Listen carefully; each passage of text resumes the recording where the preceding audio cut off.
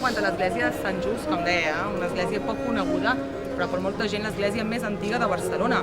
Es pensa que la primera església que trobem aquí seria del segle IV, després de Crist, que anomenen els romans. Veiem aquí aquest petit plànol d'aquesta Barcelona del segle XIV, a uns espais, com aquest barri del Cai, bastant poc modificats amb el pas del temps, mentre en altres que tenen